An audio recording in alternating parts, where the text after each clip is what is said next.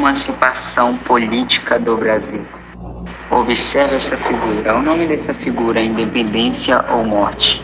No centro do quadro, vemos Dom Pedro segurando uma espada ao seu cavalo. O que será que o pintor quis com isso? Será que a política de emancipação brasileira deve-se a um único gesto? A abertura dos portos em 1808 e 1815 no Reino Unido. Em 1820, a Revolução Liberal do Porto. Bom, com isso iniciaremos a Revolução Liberal do Porto. Os portugueses que ficaram em Portugal quando Dom João veio para o Brasil e se revoltaram por vários motivos. A. Os soldados de Napoleão destruíram cidades e levou a fome para vários portugueses.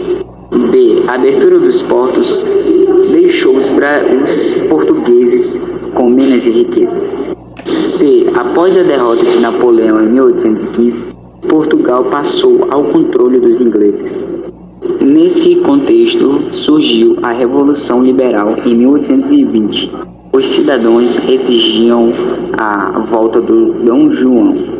Eles foram limitados pela Constituição e convocaram as Cortes Constituintes de deputados brasileiros e portugueses para fazer a Constituição. No Brasil, a Revolução do Porto causou discórdias entre os cidadãos leste e sul.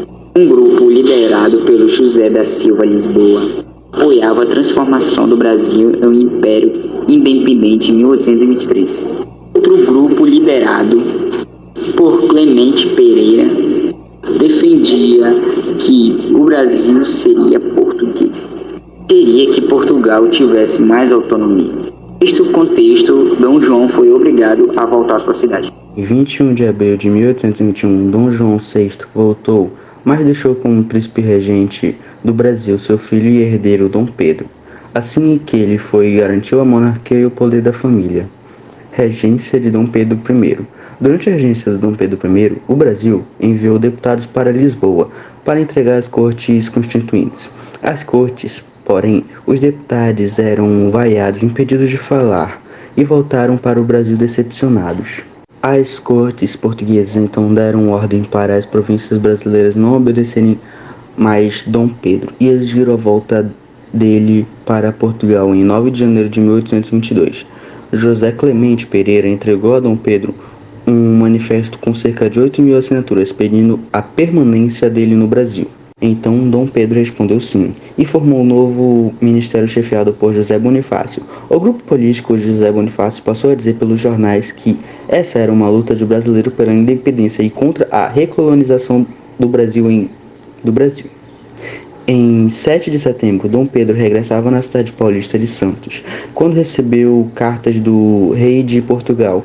As cartas de Portugal retiravam a autoridade de Dom Pedro no Brasil e exigiam seu regresso imediato. Então José Bonifácio aconselhava romper com Portugal para não ser prisioneiro nas cortes portuguesas. O príncipe então retirou do seu chapéu as cores vermelho e azul das cortes portuguesas e rompeu com Portugal.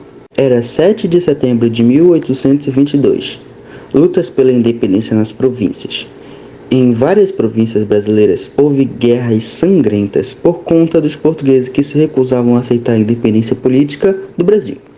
Na Bahia, os combates contra os portugueses estenderam-se até 2 de julho de 1823. Por isso, a independência na Bahia é comemorada até hoje, no dia 2 de julho.